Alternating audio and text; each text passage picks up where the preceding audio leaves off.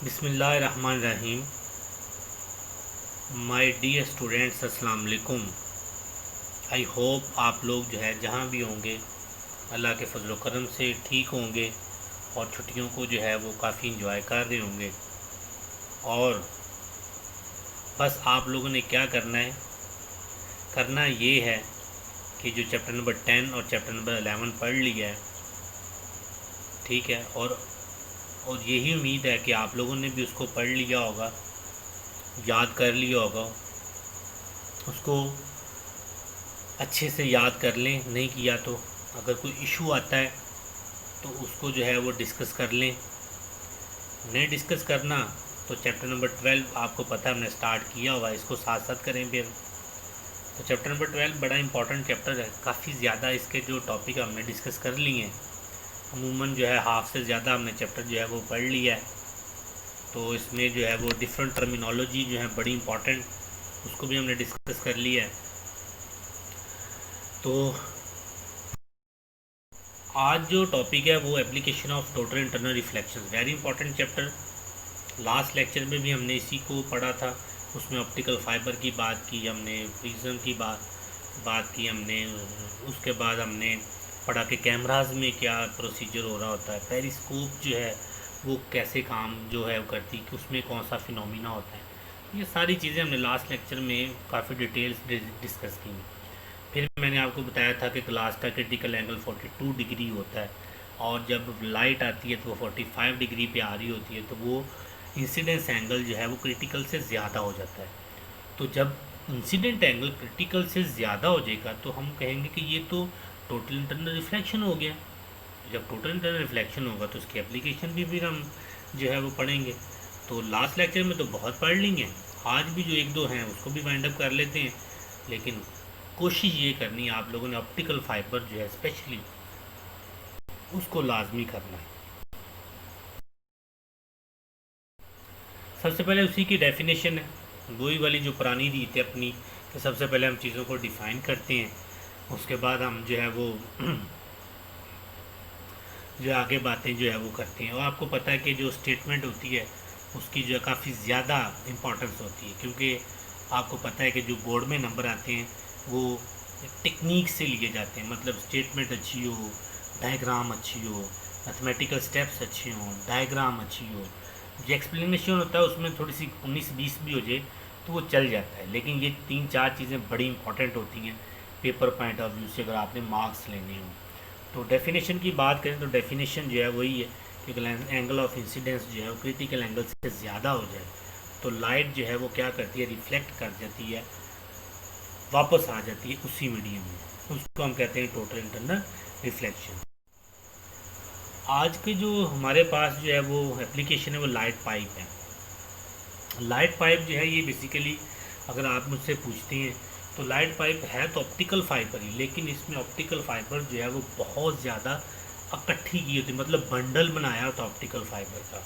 तो डॉक्टर और इंजीनियर जो हैं वो इसको यूज़ करते हैं, और ऐसी जगह पे यूज़ करते हैं जहाँ जो है वो लाइट वगैरह नहीं पहुँच सकती, जहाँ वो इजीली डॉक्टर या इंजीनियर जो हैं वो इजीली उस चीज़ तक नहीं पहुँच सकते, तो फिर लाइट पाइप यूज़ करते हैं। ठीक है, जैसे डॉक्टर जो हैं अगर जो इंसान की बॉडी इनसाइड द बॉडी देखना हो तो फिर वो क्या करते हैं, लाइट पाइप को यूज़ करते हैं। ठीक है। एंडोस्कोप, एंडोस्कोप जो है ये एक ऐसा इंस्ट्रूमेंट है, मेडिकल इंस्ट्रूमेंट है, जो सर्जिकल पर्पज़ और डायग्नोस्टिक के लिए हम यूज़ करते हैं। एंडोस्कोप का जो काम होता है ये क्या करता है, ये एक्सप्लोर करता है। जैसे अगर आप देखें तो मैं आपको इसके नाम से ही थोड़ा सा बता देता हूँ तो आपको आइडिया हो जाएगा कि ये है क्या चीज़। ये देखो, एंडो का अगर एंडो का मतलब देखते हो तो एंडो होता है इन साइट, इन साइट। ये ज़रा लिखने में थोड़ा सा इशू आ रहा है तो, लेकिन उसके बाद स्कोप क्या होता है, टू डिटेक्ट। टू डिटेक्ट इसका मतलब क्या हुआ कि इन साइड चीज़ों को डिटेक्ट करना। तो इसका मतलब ऐसा इंस्ट्रूमेंट जो चीज़ों को, इन साइड चीज़ों को क्या करता है, डिटेक्ट करता है, उसको हम क्या कहते हैं, एंडोस्कोप कहते हैं। नाम में ही छुपी हुई है डेफिनेशन। तो इसलिए जो है ये चीज़ जहन में रखनी है कि इंटीरियर पार्ट्स जो होते हैं, इंटीरियर ऑर्गन्स होते हैं, उनको एक्सप्लोर करता है, उनको जो है वो डिटेक्ट करता है, उसको एंडोस्कोप कहा जाता है। क्योंकि आपको पता है कि बहुत ज़्यादा छोटी छोटी जो है वो स्मॉल साइज़ की जो है वो अपना जो है वो पाइप, अपना जो पार्टिकल्स वगैरह होते हैं उनको भी स्टडी करने के लिए हम एंडोस्कोप को यूज़ करते हैं। स्टेथोस्कोप कहते हैं। जो ब्लैडर के लिए होता है उसको सिस्टोस्कोप कहते हैं। और जो थ्रोट यानी कि गले के लिए जो होता है उसको ब्रोंकोस्कोप कहते हैं। ये चीज़ें अगर आपसे पूछा जाए कि इसके टाइप्स लिखें तो आपने इसको डिफाइन भी कर। गैस्ट्रोस्कोप क्या आता है? ऐसा एंडोस्कोप जो एग्जामन करता है स्टोमिक को, उसको गैस्ट्रोस्कोप कहते हैं। और जो ऐसा एंडोस्कोप जो ब्लैडर को एग्जामन करता है उसको सिस्टोस्कोप कहते हैं। और ऐसा एंडोस्कोप जो थ्रोट को जो है वो स्टडी करता है यानी कि उसको एक्सप्लोर करता है उसको ब्रोंकोस्कोप कहते हैं। ठीक है, तो ये कुछ इसकी टाइप्स हैं।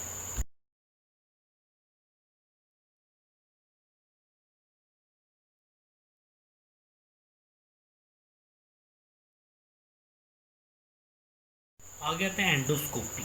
एंडोस्कोपी जो है, अब ये बड़ा इंपॉर्टेंट क्वेश्चन मैंने 2-3 दफ़ा जो है वो बच्चों से पहले भी पूछा था, जब आपसे पहले, तो बहुत से कम बच्चे जो हैं वो एंडोस्कोप तो पढ़ लेते हैं लेकिन ये बीच में डेफिनेशन छुपी हुई है, तो ज़रा सेंटर वाली चीज़ें बच्चे कम ही पढ़ते हैं। तो एंडोस्कोपी ये मेडिकल प्रोसीजर होता है using any type of endoscope. आप देखें ना कि एंडोस्कोप को आपने अगर यूज़ करना है तो एक कोई प्रोसीजर होगा, कोई प्रोसेस होगा ना, तो उस प्रोसेस को हम क्या कहते हैं? एंडोस्कोपी कहते हैं। एंडोस्कोपी कहते हैं। तो ऐसा प्रोसेस जिससे एंडोस्कोप जो है वो यूज़ होता है उसको हम क्या कहते हैं? एंडोस्कोपी कहते हैं। ये मेडिकल प्रोसीजर होता है तो उसको हम एंडोस्कोपी कहते हैं। ठीक हो गया। और ये कुछ एप्लीकेशन थी इसकी, 2 एप्लीकेशन, लाइट पाइप की और एंडोस्कोप की। उसके बाद फिर एंडोस्कोप की टाइप थी ये। तो ये आज जो है वो फिर एंड हो गया हमारा एप्लीकेशंस का। आपने क्या करना है, इसको पढ़ लेना है, 2-3 दफ़ा सुनिएगा लेक्चर, कोई इशू होगा पूछ लीजिएगा, क्योंकि जो अच्छा लिसनर होता है वो अच्छा लर्नर भी होता है। इसलिए अच्छे से सुने, फिर उसको लर्न करें, फिर अगर इशू आता है तो कांटेक्ट कर सकते हैं।